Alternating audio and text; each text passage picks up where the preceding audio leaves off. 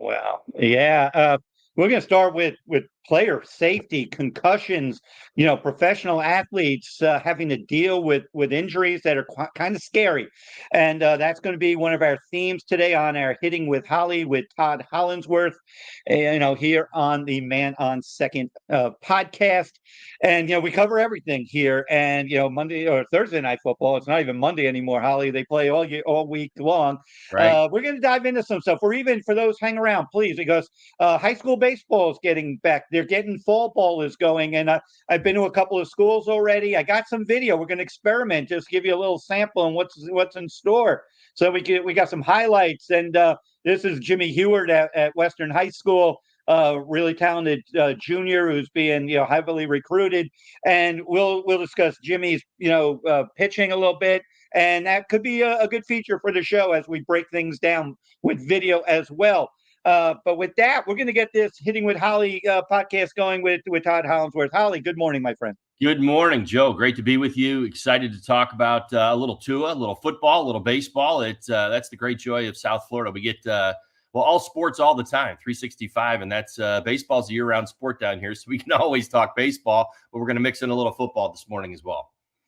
Yeah, and I didn't really anticipate going Dolphins early, at least in the podcast, but it is the bigger picture. Holly, you as a professional athlete, and we're dealing with when you're dealing with concussions and a player who's had multiple, and there used to be a time where he had a concussion, he couldn't remember his name, and people kind of laughed about it. We didn't really know the severity of it. But, with the Dolphins situation, you got a whole season on the line, potentially, if you're losing your star quarterback. You had recently an offseason substantial investment, what, $200 million or so the Dolphins have committed it to. I'd have to do a little research to see how much is guaranteed. But Holly, when you see a player in any sport, catchers in baseball deal a lot with this, a player, if you get hit in the head with a pitch, the concussion to head kind of changes the conversation. Your thoughts on him? Well, it definitely does because the concussion is still so unpredictable.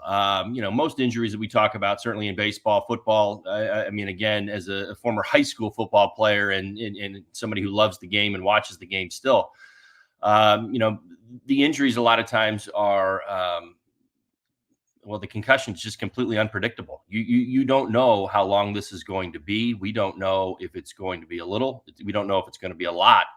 And when you start talking about the concussion with your guy, your key player, this is a game changer. This could potentially be a game changer for the Dolphins for their entire season in a lot of ways. And it's so unfortunate to see. My thoughts and prayers certainly go out to Tua. Great player, great guy in the community, great guy in South Florida. He's done a lot of things right down here. He's fought an awful lot for this career and for this opportunity to put himself into this position and to see another concussions.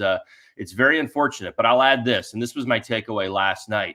If you've watched, the first couple of games for the Dolphins this year, it's not the same Dolphins that we saw last year on the whole. And what I mean by that is, this was a team that came out last year and was playing with incredible confidence. The offense was rolling.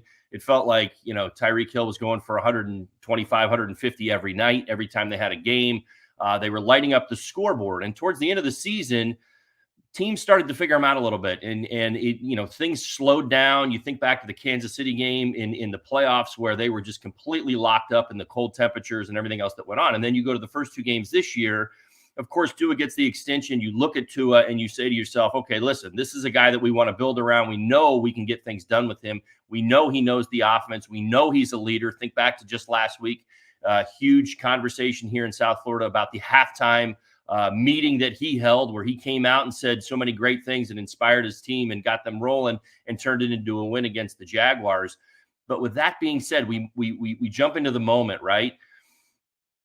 Buffalo comes to town. This is a team that they have just struggled with over the last bunch of years. I mean, I think they've lost, 11 of 12, now 12 of 13, the last 13 times they played. So things not working in their favor. But what I thought I saw last night from Tua was a classic example, and I've done it myself a number of times throughout my career, where the desire overrides the common sense. And I think that's kind of what we saw last night. You know, the first thing that you hear, Kirk Herbstreit talked about it right away. Love to see him slide right there. But Yep. what Tua was playing with was that hunger, and we're down and we've got to compete and we've got to fight. He already had the first down. Think about it. He already had the Yep. first down, but he wasn't going to score. So they're close to the goal line. He's got the first down. He gets down. We're not even talking about this morning, but it's that moment where the desire and the over the top and we've got to try harder kind of kicked in. That's what I saw. It was like Tua's going to fight for another yard. And that's why you saw him go forward. And obviously his head to the thigh. And next thing you know, we're talking about a concussion. He's coming off the field and everybody in South Florida is nervous and on pins and needles because you certainly know what Tua means to this football team. So that to me was a classic example of a player who was trying to give 110%, that extra 10%, like we're going to take it to the next level. We're going to take it to the next gear.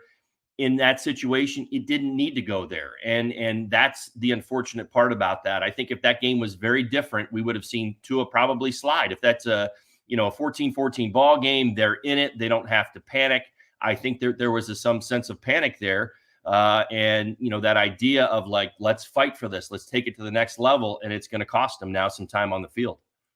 Yeah. And no, those are great points. And I was just thinking, as you're saying that, equating to baseball, the number of players, I know early in his career, Bryce Harper, the over hustle, you may run into a wall Right. more than you should. You're trying to do more, you're trying to impress. It's in your DNA to I'm going to help my team no matter what.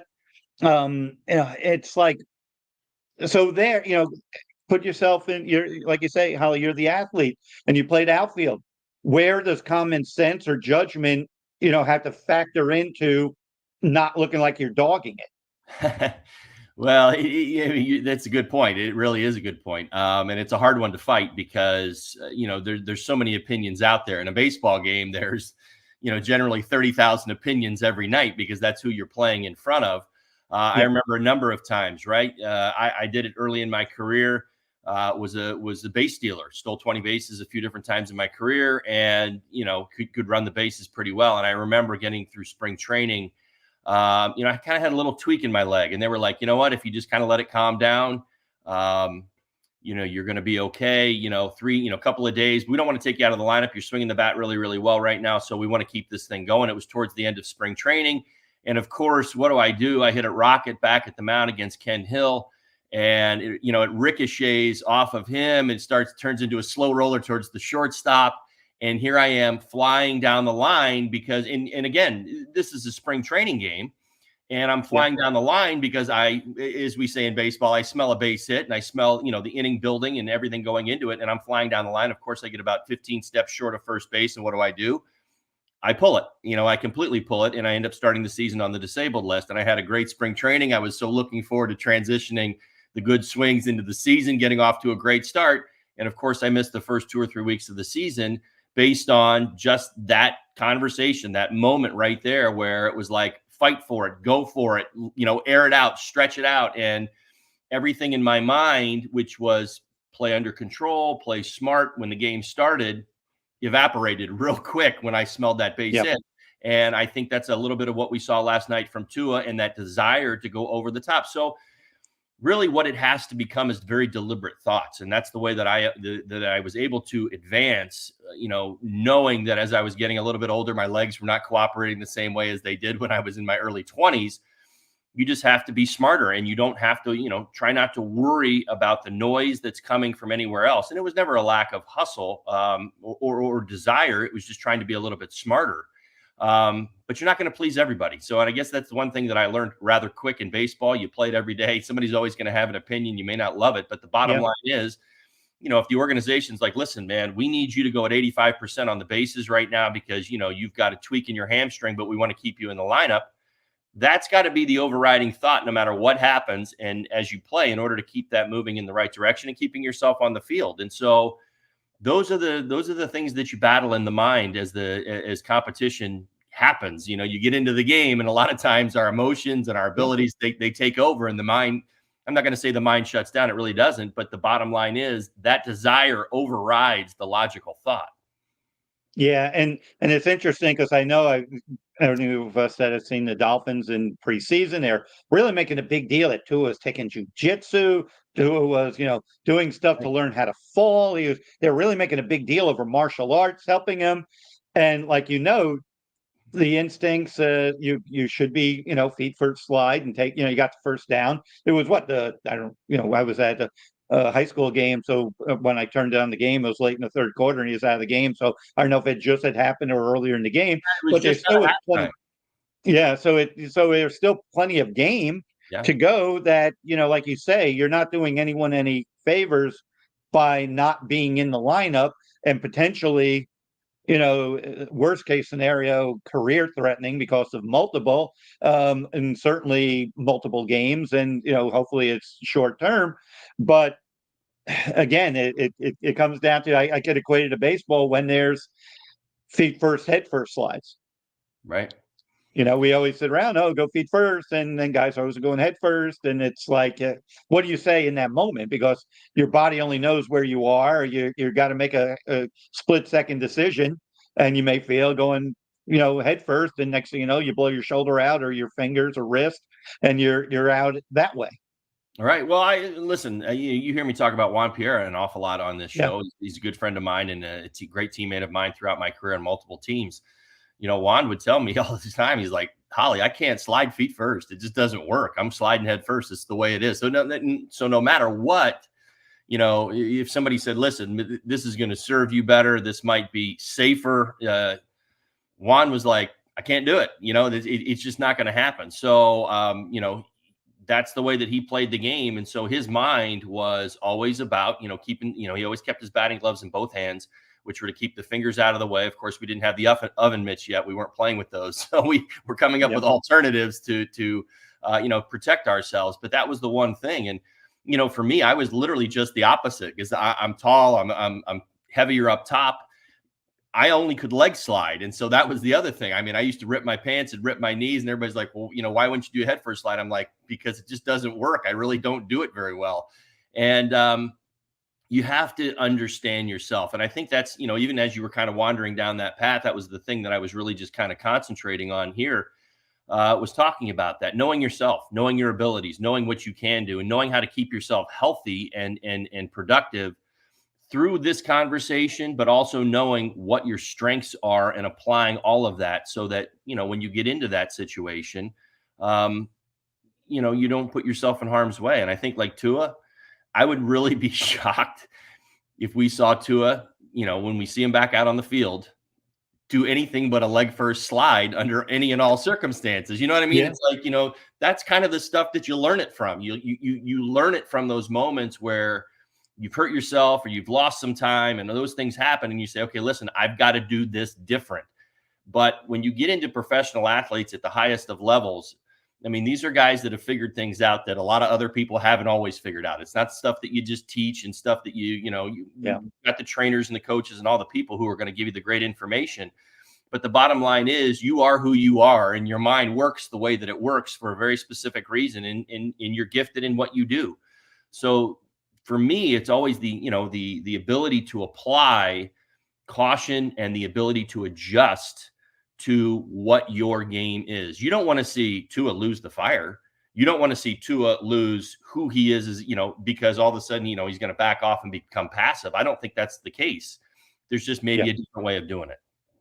Yeah, and as we leave this segment, I don't think enough teams that I've seen, certainly at the youth level, and who knows up in the big league level, how many people are practicing sliding? Because Yeah. I've seen a lot of really awkward baseball, big league baseball slides where guys are a tag up going second to third, and they easily could do an easy slide, and they're all kind of caught between, and they face plant or they jam their finger or they roll their ankle because they didn't even calculate their slide on something routine. And so how much do you think sliding is even being practiced in baseball these days? Probably not. It really isn't practiced much. I honestly, I don't think I've ever seen it practiced at the high school level. We did practice it in the minor Yeah, league. We practiced it in big league spring training. it was usually a day, a morning. I mean, there's really nothing more to that. Yeah, you don't need to do a ton of it, but just you know what I mean. It's just Right. We would it bring the shouldn't be. sliding It should mats be. out You and should do something. It's not like I'm saying or suggesting you do a 3-hour sliding practice, 4 days a week. well, we But would bring we would it's bring like the anything breakaway mats else. out. Right. We did it for about 3 hours somewhere in the middle of spring training, and the whole camp would do it. And we'd run out there, and of course we're not running in our spikes. We would Yeah. usually do it in the outfield grass. We'd be running in our socks, and of course we had these breakaway mats, which the top was kind of like a sheet almost, but it was velcroed on one spot so that it would go with you, and your momentum wouldn't be stopped. And so you would work on that. But I mean, those are things that you think about. Sliding is so interesting because it is, you're right, something that isn't practiced very often. But as I can certainly speak to this, and I know that anybody who steals bases does. No slides are ever the same. I mean, that's the thing. I mean, you're reading things that are going on. People don't really realize this. Everybody thinks, okay, well, it's just a simple slide into second base. If you're stealing a base and you're running and you see the throw coming, peripherally, even as a base runner, you're watching where the ball's going. You're watching the guy in front of you because, of course, you're trying to avoid a tag. So sometimes it can be to the right, it can be to the left, it can be high, it can be low, and it can be all over the place. And so, you're processing all of these things. I mean, we see it all the time, right? That incredible avoids the tag at home plate, right? I mean, that's always one of my favorite ones to talk about. All these guys are coming around third base. The ball beats him, gets to the catcher, and you'll see some sort of, almost like a running back move, a spin move, a dive move, a slide move, catches his finger underneath. That's the creativity. But how does he know to do that? Well, he's got a little bit of help. Usually you'd like the next guy to hit who's up there in the, at home plate telling you where to go. But still, you're reading it out of the corner of your eye, what's actually going on, where that ball's coming in. So there's all these variables that come along with sliding. Yeah. And a lot of variables come into the playoff race. And we got like 15, 16 games to go at the time we're doing this podcast. The National League wild card is about the most interesting because you got basically 4 teams for 3 spots, and there's like 3 or so games separating everyone. Rather than break down what each team needs to do to get there, what is that mindset when you're a couple of games up or a couple of games out? You were part of the 03 World Series championship team. And, as you see this stretch, how much are you, obviously scoreboard watching goes hand in hand, but how much are you focused on the moment? How much is each individual game inning? Talk about what these final 2.5 weeks of a season with so much on the line. What's that like at the ballpark for a player? Well, first of all, it's a playoff game. I mean, for every team that's got a chance, you're basically playing playoff games. And that's the way that I always approached it. That's the way my teammates certainly understood it. My team in 03, we understood that. The other playoff teams that I played on, we kind of had that focus. Whether we were going to make it or not, we were still treating September like it was a playoff game. You may be playing a team that's got 100 losses on the season, but you got to find a win that day. I mean, it's got to, so it's a playoff game, and that's the mindset. So a lot of times what you see at this point of the year is that as the physical body starts to break down a little bit, specifically in baseball, we see it more times than not, just because it's such a long season and these guys have been grinding so long. But the mind is probably at its best. It can be sharp. I mean, that's the one thing that I always believed. And I felt like that was really a key to us in 03, was that as a group, our focus was just so narrow, so straightforward. We had good wins. We had tough wins. We had bad losses. We had tough losses. All of those things came into play in September, but it didn't change our focus. I always reference this when people, ask me about 03. I think we went into September, again, it's been a long time, so don't hold me to the specific details of this. But if I remember correctly, like we went into Philadelphia, and Philadelphia was who we were competing against for that wild card spot. And we went in, we knew that we needed to make it. We were hoping to go in and get 2 of 3. And we went into Philadelphia. Of course, Philly's thinking thinking at least the same thing on the other side. That's how close it was. And they came out and put a butt whooping on us in the first game. I mean, it was like 15 to 5, but I mean, it wasn't even a close game. I mean, it never was a close game. It just got off. Philly came out and just made a monstrously huge statement in the first game. So, the media's all over it. The stadium was packed. We're in Philly. And we were like, you know what? We just win tomorrow. And we went out and won the next day, and we won the next day. And they were closer ball games, but they were good wins for us. And, we still walked out like, all right, so we took 2 of 3. But, when you looked at the run differential for the 3-game series, we just got absolutely blown out of the water, probably by at least 10 runs, because Philly scored so many in that first game. But see, that's the joy of baseball, is that the following day, it's a reset, it's a start over. What are you guys going to do that day? And so baseball is very interesting in that you have to really maintain that straightforward focus on what you're looking to accomplish that day and set your goals up to do it. If it doesn't happen, it doesn't change your approach the next day. It really doesn't put you in a different, oh, okay, well, we got to start scoreboard watching, and we got to start worrying about what's going on out there. We need to worry about what's going on across the field. No, that's not what you worry about. You kind of worry about what your job is and how you want to get to your goal. And that's really it. It's just that simple. Because when you eliminate the distractions, it gets simple. It just becomes the game of baseball. And that's really what you want at its heightened best. And that's what playoff baseball is. So when you're that team that's fighting for a playoff spot, this doesn't become a difficult time of year. I mean, to be honest with you, Joe, the only time I ever looked at a scoreboard, like even scoreboard watching, like you mentioned, would be if we were up like 4 or 5 runs in maybe the 6th or 7th inning. And then, things are like, okay, well, we got this game in control. Our bullpen's throwing the ball well. We're in a good spot. Hey, what's going on around the league? But if that wasn't happening, if it was a 2-2 ball game, I mean, I was laser focused on every little thing that was going on the field.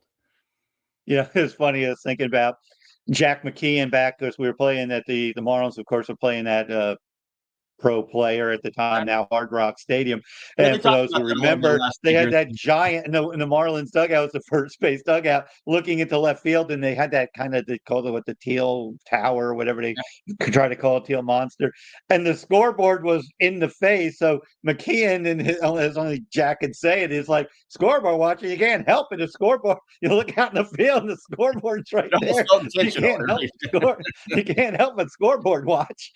But he was making a bigger picture rather than specifically looking to see what the Phillies were doing that night, but yeah, how much of it is mental at this point? Obviously, talent's talent, and momentum is pretty much your next day starter. But for baseball players right now that are in the chase, how much is mental, how much is physical, how much is not flinching? What do you think separates in these final 15, 16 games? Well, and that's just it. I mean, it's the best time of year, because I always felt September, especially for teams that are competing for something, that it becomes the truest form of baseball at the highest level. And that's the joy of this. And that's the fun of Major League Baseball. April is not that, May is not that, maybe a little bit in June, and it starts to kind of catch fire. And what I mean by that is, in April, you're not worrying about getting into the playoffs quite yet. You're worried about playing well. You're worried about getting your swing right. You're worried about getting your mechanics down. You're worried about getting on that fastball and getting your timing, all those other things. And of course, you're wanting to win, but it's a lot more coming and going, because it's a long journey. You're to the point now where you've run 24 of the 26 miles in the marathon, and you're right there at the very end of this. So it does become much more mental. You're trusting what's going on around you as much as you are trusting what's going on for yourself personally. And that's where good teams find ways, and the teams understand that. You're not, well, let's just put it this way. You don't worry about your numbers so much in September. You're pretty much, you are who you are, and your season is what it is at this stage. I mean, you've only got a handful of games left. And so it becomes more of an all hands on deck mentality, which is, you might be hitting 210 this year and things didn't go your way, but you may have that game where you went 3 for 4 with a couple of doubles and you drive in 4. Like, that's got to be the mindset, which is each day is, unto itself an opportunity to win a playoff game. And that's what these games are. I always thought it was so interesting, because you'd play these games and sometimes you'd get to September and, you catch a team that's, 95 losses, 96 losses, and they would come into town and, obviously you're in the playoff hunt. So people are starting to come out and watch. I mean, this attendance is usually pretty good and people are paying attention because they're kind of cheering for you. And it does become a little bit of a playoff atmosphere, even though you're playing a team that's been down on its luck all season long. So it's different, but yet it's still the same. And the goals don't change. I mean, you just got to keep that forward focus. Yeah. It's fun. Then it's like you say, and it's every day, it's, you got to, obviously like you say, if you have a bad game, you could erase it the next day. If you have a good day, can't get too high on that because that doesn't matter because the team that you're chasing is keeping pace or whatnot. Right? When you get down to, is it almost easier, Holly, to have already obviously you'd rather clinch with 15 to go than be in a Yeah. dogfight, but uh, what is it like? Is it almost like build more character to win the hard way, or is it easier to just roll on in? Well, no, I think that, I mean, listen, again, speaking to '03, and that's always going to be my point of reference because it worked out and we won the World Series. But that resiliency that we had, and what I meant, resiliency is just me another way of keeping that straightforward focus, the mental part of the game really taking over, and not being phased by bad losses. I think the things that happened to us, and of course, for our group in '03, that push started a lot earlier because we were so bad in April and May, and we fell so Yeah, far behind that we had a lot of catching up to do. But what it built into us was a tenacity and a desire and a forward thinking. And with that, we knew that we didn't have any wiggle room. So I've always believed that the teams that were fighting in September always had the best chance, and this has been proven out a million times. It really has. I mean, I can think of a million different teams that have gotten to the postseason comfortably, and it didn't end the exact way they thought that it would. You think of what was it? The Mariners one year had 116 wins a long time yeah, ago. And they get yeah, in, and it's the idea of not letting up.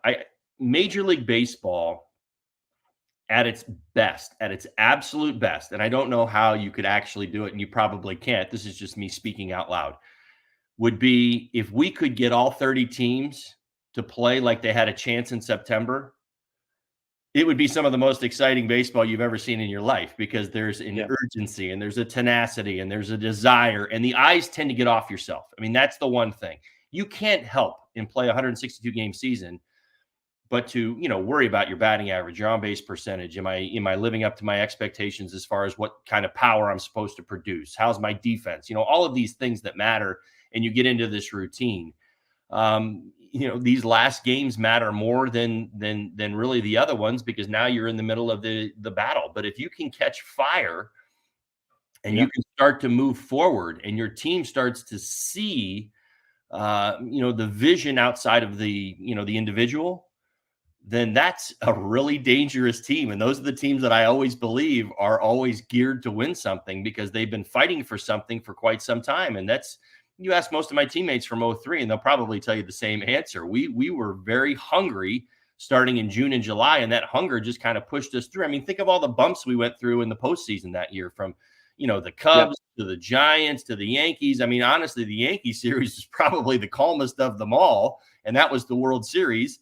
But those other two series, I mean, there were tipping moments just every day, every moment. And yet we were very resilient. We bounced back. We dealt with the Bartman ball thing, I mean, just all of it. I mean, it just kind of happened. yeah, And we knew that at the end of the day, that putting our best effort out there collectively was something that we could live with. It wasn't going to guarantee us a World Series win, but it was going to guarantee us that we were doing things the right way. And we were now moving in a direction as a unit, as opposed to a bunch of different individuals that were trying to put up numbers and trying to have a great year on our walk year or whatever, whatever the other yeah. conversations are for the individuals. It became about the team a lot quicker.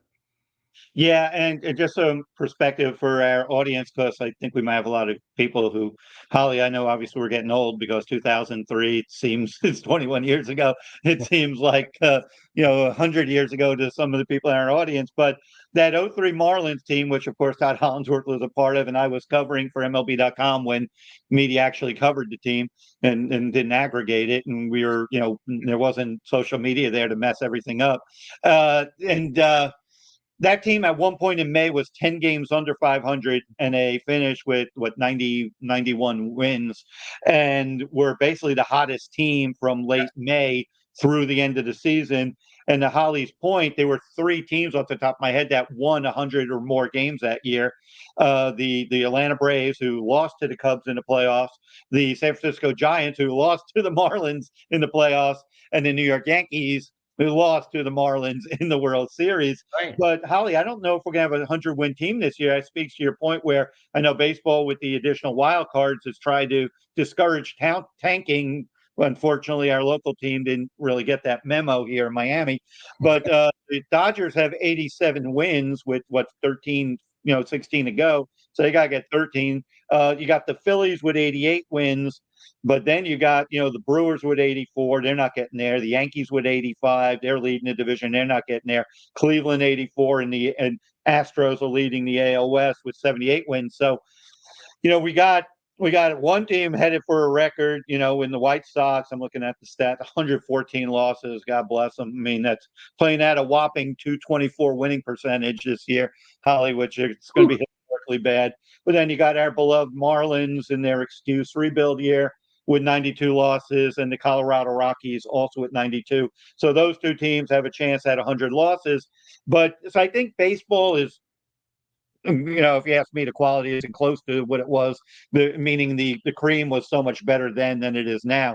But kind of your thoughts on them trying to balance it out, but we're seeing a lesser product.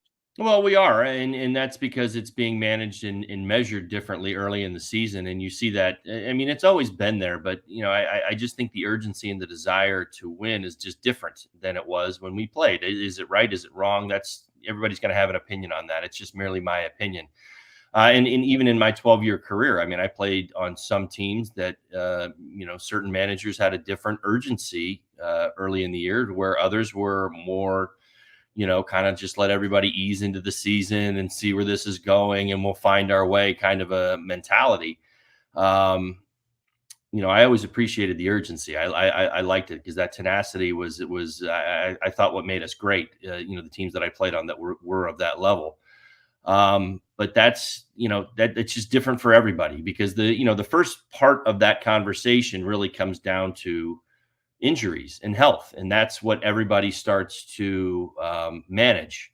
It's so interesting, right? When the season starts, and of course you're managing it to some level, but it always felt to me that you managed it very differently until you had to deal with injuries too. You don't want injuries to key players. And so, if you have a 5 or 10 game lead in September, what do we know? We know that star players are going to take days off. They're going to give their bodies a rest. They're going to, that mentality, unfortunately, can create a complacency inside the clubhouse, because it's just, hey, listen, we're just counting days till we get to the postseason, and then we're going to turn it back up again, and we're going to fire the engines back up.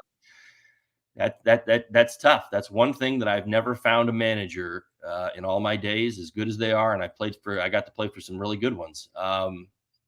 They don't really have a ton of control over that. And, you may know the numbers, you may know the stats, the hot hitters, all this information, but you can't predict injuries. Number one. Number two, managing them is so interesting. I mean, how many times have we seen, Joe, in our lifetime, they start to manage a particular individual, his workload. I always think of the pitchers here, right? Yeah. And certain pitchers pitching great all season long, and they're like, okay, well, we want to back down his workload as we get a little later in the year, and we want to get him ready for the postseason. And next thing you know, you get that player to the postseason, yet he doesn't seem to be the same guy that was, putting up the 2 ERA all season long. Now all of a sudden the ERA looks a little bit more like a 4.5, and you're like, okay, well, what happened? That's the tenacity, that's the drive, that's the focus. All of a sudden that switch got turned off just a little bit.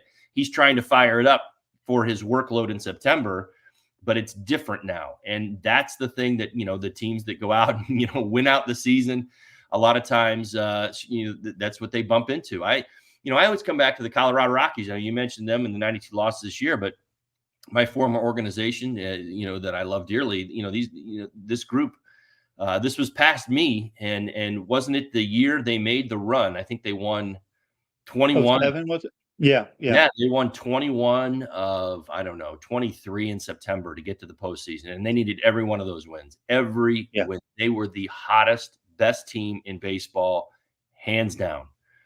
And they stormed through the postseason. They were playing such electric baseball that they beat the competition. I mean, they weren't even series. I believe most of them were sweeps. and they ended up hitting this. They ended up having to wait about a week for the World Series, and I think Yeah, that they they clinched too fast. They played the Red Sox and, played and the Red got swept. Sox, and Yeah, next thing you know, the momentum had escaped them, and it was by no fault of their own. yeah, Um, I remember hearing stories that, like, they were talking about going to Arizona to try to get games going, because they're in Colorado, and so they were yeah, talking about that, just trying to keep that competitive edge. But it's hard to do when you've got to stop, and that's it. So it's controlling that stop that can be so dangerous for teams when players are running at their ultimate best. They're on fire, they're making great runs, they're having great seasons, and then you start to manage that just a little bit, and all of a sudden the fire is not burning as nearly as hot as it was. yeah, yeah. It should be fascinating, and the season. I'm basically with about 10 games to go. I'll kind of lock in a little bit more on it, because it's still, they're still kind of, sizing each other up, but it's definitely the finish line is there. And the one thing is you can't get cold right now. You might Right. lose one, but if you lose five in a row, it's going to be really tough for you. But So, Ali, we're going to introduce something. I think this is going to be a fun thing we're going to do because we're going to take advantage of the videos and your expertise. As noted earlier in the show, I went out to Western. They're preparing. They got a really good pitcher who's a junior, um, Jimmy Heward, who he's got like Vanderbilt, Clemson, Tennessee, and yes, others are in on him. But you know how it is, when you're like 6'3", 6'4", and you're throwing 200, and you're throwing 95 plus, eyes are opening, and let's just kind of look. Let's be nice. I like Jimmy. I like his family. I want them to like me. So, what are you seeing from him? I could replay it a little bit. Here's a promising kid. Just kind of your thoughts and assessment. well, I can tell already. You talk about 95 miles an hour, and you can see it in him. I mean, he's got very clean mechanics. He kind of drops and drives just a little bit. You see the both knees, they kind of push in just a little bit, and he creates a tremendous amount of torque, tremendous amount of power, and he's got a great arm angle. I mean, this is going to be a nightmare for any high school hitter to deal with, especially a right-handed hitter. He's coming at a little bit of a different angle. He kind of closes that front shoulder off just a little bit to create deception, which is great. I mean, the one thing, again, without knowing him, too well, command might be a little bit of an issue moving forward. It's not the cleanest of angles, I guess, really more than anything, and you can see it. And of course, some of this is always intentional. Knowing a lot of my ex teammates and guys that I talk to, throughout my career, guys that were trying to create hard angles for hitters to see and to pick up the baseball, trying to get their fastball to play up to a higher velocity. And again, that's all about how the hitter sees it. Somebody with nice, clean mechanics at 6'5", throws 96. He's over the top, shows you the ball early. Most hitters will tell you he doesn't feel like 96. He feels more like 92. Even though the radar gun's giving you a nice big number, he's probably getting hit hard because you see the ball early. He's coming over the top. You're comfortable in the box. You're not. When I look at Jimmy right here, I mean, he looks like an uncomfortable at bat. He looks like there's going to be a lot of action for me. I'm being a left-handed hitter from the middle of the plate away. That's probably the side of the plate he commands the best. I would guess that he may have at times issues getting strikes to the inside part of the plate on left-handed hitters, but that's just me. And again, this is my first glimpse at him. Stuff-wise, I mean, listen, he's already part of the elite conversation as far as high school is concerned. That arm angle is going to be tough for any high school hitter, and really, if he knows his stuff, and this is something that he is very consistent with and practices, and he commands the strike zone, because as we know, as you climb higher and higher, your stuff will play, but it also has to be in the strike zone. Because one thing that is just absolutely not tolerated at the major league level, whether it's my generation or today's generation, is walks. And walks turn into runs, and that that's always going to be a topic of conversation. So command, I'm thinking, is probably going to be the one thing that he's got to maintain throughout his career. But as far as what he presents, that's an uncomfortable at bat for anybody. His 95, I'm sure, probably plays up. He's probably got a little bit sink on his fastball as well.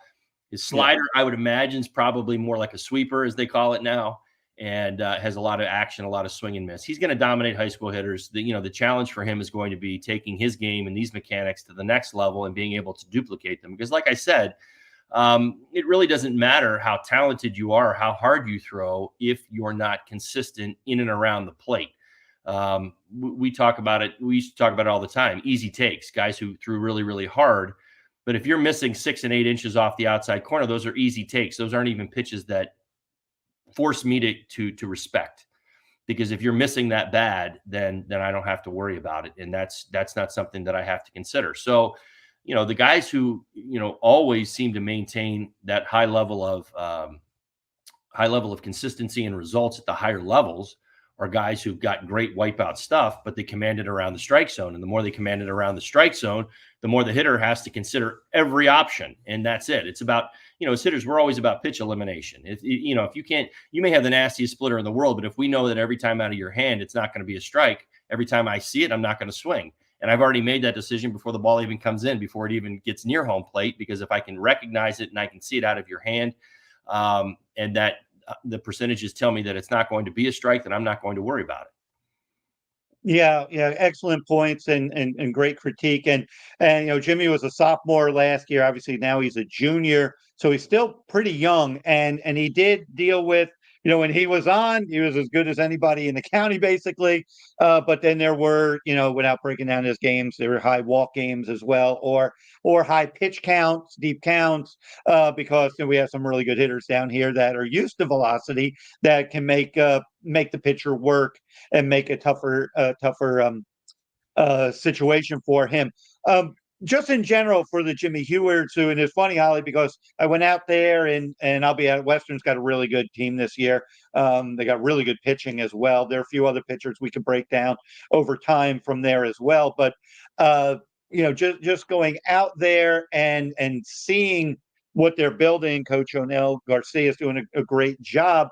But with Jimmy, you're seeing now work management, in terms of how do you handle, because when they got a talented arm, you don't want to overdo it, especially fall ball is when you need to get ready. And just to show you the spotlight, Holly, when I was out there, just those were 2 of 3 clips I put together, made like a little 20-second video of it. I put that up on my X account. And I had people I know in the league call me up that are like agents, because now they're trying to get in on him. He was already, getting phone calls and, people wanting to see video. We're talking to big boys in the major college, SEC, ACC powerhouses. There's now expectation. And Jimmy's a great kid. He's a humble kid and not very vocal in terms of being, hey, look at me type of kid.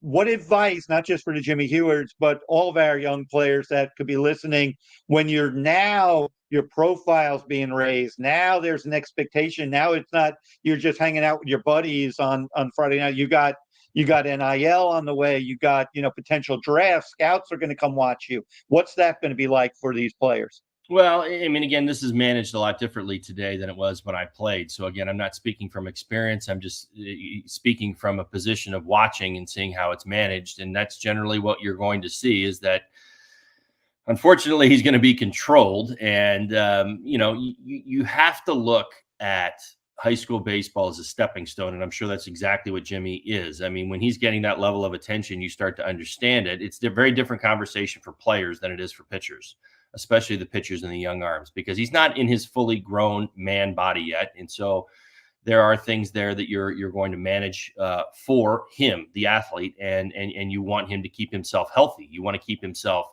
in a good position to continue to maintain the level of dominance that he's got going on now, because the question that you're asking yourself is, okay, well, we want to see him dominate, but we don't need to see him throw 100 innings in high school, this season. So it's going to be managing those innings, managing that workload, and keeping him healthy and him getting stronger. I mean, that's also a very, important key. I certainly know that in speaking to enough guys at the high school level and guys who are training a lot of these players, these pitchers who have the high velocity, is taking care of their arms. And that's going to be a very big part of this. And it always has been, because, I mean, we're still seeing it at the major league level. I mean, the conversation starts in high school, right? You're managing these kids, yet we're getting, here we are at the big league level, and we're still having waves and waves of Tommy John surgeries and all these other things that are, breaking these kids down, even though now they're in their man body. So, he's in a position now where he just needs to continue to harness what he wants. Don't lose the competitive fire. Go out there to dominate every time you're on the mound, but also understand you're not going out to throw a no-hitter and throw 7 innings every game. It's just not going to be that way, because you've got to keep your dream part of this conversation. And that dream is knowing that, what, in high school, was it 40, 50 innings? That's a pretty decent workload. Pretty much, yeah. Yeah. I mean, I could look it up. Right. But yeah, if you're an ace, you're pretty much going about 50, roughly 50 innings, maybe more. I mean, maybe if you're going deep into the playoffs, you could get 60, 70. But, I guess this is another thing, Holly, to throw at you, that yes, most of these kids had a summer circuit, which helps put them on the map, meaning they were either at Perfect Game, Prospect Select, others. So they did the tour as Trey did, your son. And they're all going to, some of our elite guys are going to Jupiter next month for the PG Perfect Game Wood Bat, national tournament, which is the kind of the closes the showcase season, yet it's the most heavily attended. We always joke about all the golf carts because all the scouts are on the golf carts. Then all 30 teams send about 10 scouts there. So basically, if you go and attend one of these, their parents, there's about 5 media people, and they're scouts.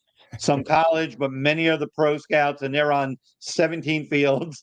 Watch out for the golf going everywhere, So, yeah, you got to watch out for the golf carts. You can lose a toe if you're not paying attention. That's right. When you're walking down the sidewalk, be very careful. There's probably a golf cart coming. But that's just it. I mean, you're right. I mean, that's what this conversation really starts to become. It's, we always think, I remember, the small little bubble that you live in when you're, high school, when you're a student athlete in high school. And, the idea is, man, I want to win state. Boy, I want, this is the grand prize. I mean, you're not thinking outside of your bubble, and your bubble's very small. And what ends up happening in these situations is generally that you've proven to everybody that you've got the potential to move to the next level. And that level is going to be different. It's going to be more competitive, and it's going to be more challenging. And of course, you want to get there healthy. So that's the idea. The stuff speaks for itself, and that's really what this ultimately becomes about. But I think that the best schools that I see, certainly here in South Florida, the best high schools, take care of those student athletes. And let me be clear when I say this, because I think it's so interesting, because, I saw a little bit of this even during states last year, where some of these key individuals, pitchers, particular pitchers, we're taken out of these huge ball games, huge ball games. One ball game in the 5th inning, and his pitch counts at, 85, 90 pitches, and they're taking them out anyway. And you're thinking, okay, man, can we get another 10, 15, 20 pitches out of them? Well, maybe you do that day, but maybe it also puts them in harm's way. I don't know. I think that conversation's to each individual, but that's where this ultimately ends up going, is where are these players? Yes, they know that their future is at least the next level. They're probably going to get the opportunity to play in college, but at the same time, do you want to see him throwing 140 pitches in a state championship baseball game? I always think back to Johan Santana, right? Johan, wasn't he when he was a Met, right? Yeah. I don't know if it was his first no-hitter or his second no-hitter. I think it was his second no-hitter for some reason, but this was a long time ago. And I remember the workload for the no-hitter was what the conversation was always about. And of course, it's sprung into a conversation that, everybody in all of baseball, the media, we were all talking about it. I was in the media at that moment in time. And if I remember the number, I think it was like 134 was what he needed to get to in order to get that no-hitter. And let's just be honest, without me breaking down the rest of his career, he just really was never the same. And after that no-hitter, and so, it shaped a lot of our opinions of these moments, because as a hitter, as a former hitter, not a pitcher, you're thinking, what's an extra 24 bullets? What's an extra 34 pitches? That at that moment when you're going for something that's that significant, and you get such a vivid example of what actually can happen once your body has gone past that point of no return, and you're really just kind of redlining it, so to speak, and the damage that can be done when that happens. So, I mean, there's definitely been examples of both. I mean, we've seen guys go, I think we saw it in the College World Series this year. A couple of guys went way up there in order to get wins. You hope and pray for their health moving forward, but to each individual, and that's just the thing. I always believed, and I say this with 100% conviction, the decision should really lie on the athlete himself. And that's the one thing that I and sometimes these younger athletes might not know it. And I'm not talking about a 15-year-old. I guess I was thinking more about Yeah. the college kids, but he's got to be 100% transparent with where he's at in those moments. When you're asking a guy to go above and beyond, especially the pitchers. Now, most places they don't, they won't even ask the question. They'll just take you out of the ball game. But if it's even being considered, you've got to be completely transparent with how you're feeling, with what your body's feeling, not just your arm, and everything that goes into making that decision of whether you stay out there and start going to a number that is probably going to catch everybody's attention. Yeah. Yeah. Just again, great points. I did do some research while Holly was talking. Jimmy threw like 36 in the third innings as a sophomore. The kid who pitched the most, a senior at the time, he had 55 innings. Mhm. And just an example, Talon Holiday of American Heritage, they went to the state championship game, which he started in the state championship game. And he's a really talented kid. He's going into his senior year. He's a North Carolina commit, if not drafted. 68 in the third. So that's roughly what our pitchers are looking at. If you are, Western season ended around the regionals, so maybe another 2 or so starts, averaging at least 5 innings a start. So they were obviously they moved him along. So but that raises the other question of obviously you have to build up to something as well. You can't just be constantly protected. But Holly, I like that. I hope you enjoyed that aspect of I think I got a lot of video. I think that could be very constructive. We could definitely fold in audience. Please, your thoughts and anybody listening wanting us to I'm not going to guarantee that I'm going to throw every kid that's mom and dad says, here's a video of my son, go break it down. But we will add this, and we're certainly open to, receiving video if I don't have it myself, to kind of to show. And Holly will get hitters. That's completely Holly's lane. Obviously, he can speak on all baseball, but I'm sure he has a lot of fun talking, hitting, and specific. So, how do you think of what's your thoughts on adding that to the show? Well, I love it. I think that there's, and you and I have talked about this off air, Yep. as far as where this next generation's going. It's been interesting because, everybody seems to be on social media, at least a little bit, myself included. Not a huge social media guy, but just a little bit. You're starting to see, especially with the hitters, which I think is interesting. I've seen a lot of my former teammates of mine and colleagues of mine throughout the sport, right around my age, and some guys even a little bit younger, maybe a little bit older as well, really just kind of bearing down on this, bat angle in the strike zone, which I think is so interesting because, we've watched so much talk over the last, 5 to 10 years on guys, the drop and the drive and, trying to find that bat angle to get the ball in the air and everything that they're searching for. And it's just so interesting. And to me, it's fun because it brings a smile to my face. I've never deviated from it because it's what I was taught. And I certainly understand it. I know everybody's different. I mean, we all probably wish we were built like Aaron Judge, but we're not. You've got to find a way to succeed. I mean, that's just it. I mean, you've got to find a way that's going to produce. It's going to produce for you. You can't be somebody else. I've said it before. I'll say it again. I always remember Reggie Smith, my former hitting coach, minor league coordinator when I was with the Los Angeles Dodgers, a man that I love and I give so much credit to for my career. He said it to me all the time. He said, Holly, you got to put your head on your pillow at night. And what he meant by that was you got to be happy in your body, being whoever it is you're going to be as a baseball player. We can give you all the tools. We can show you the different techniques. We can show you all the things that may help your swing. But at the end of the day, you've got to go to bed with a level of conviction that that's what you're searching for and that's what you want. Because again, it matters. You may not think it does. You may think that a boatload of strikeouts is okay with a few home runs, but it's not, and it's not going to fly. I mean, listen, we all love every guy that goes out, and I played with a few of them. Use Adam Dunn as an example. Adam, good guy, played with him in Cincinnati for a while. He was known for hitting about 40 home runs every year, and he struck out a ton. But the thing was, he hit 40 home runs every year. I mean, that's and that's the thing is that organizations are going to be okay with it. You're going to live with it. Yes. He's not the fastest guy in the world, was not the greatest defender, but boy, he could hit a ball a country mile. And we all knew that about Adam.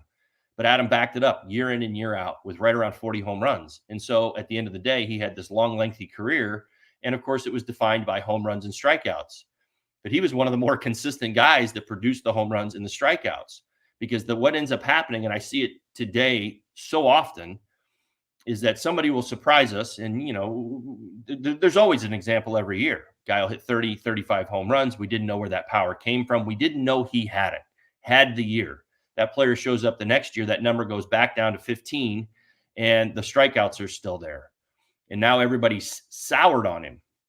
So, like, what happened? Okay, well, what happened was we eliminated 20 homers. That's what happened. I mean, let's just be honest. Let's be transparent here with our conversation. That's what happened, was the 20 homers went away. We will live with the strikeouts if you're going to give us 35 to 40. But when that number comes back down and you become more pedestrian, then you can't strike out as much. It's just the way that it works. And organizations are not going to live with that. It doesn't really matter. Everybody wants to say, okay, that's our guy. Speaking from experience, I've been on both sides of this. That's our guy when the numbers are there. That's not our guy when the numbers aren't there. So it's just the way it works. No doubt. We'll end on that note.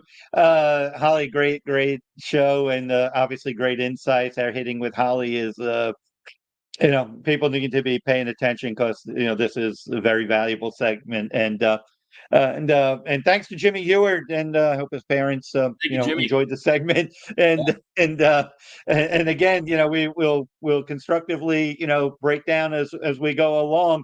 And I think when you get with the Adam Dunns, is yes, you just don't want 8 or 9 Adam Dunns, in the lineup, because it doesn't function. Well, but I love how we can't be all or nothing all the time. We can't be all or nothing.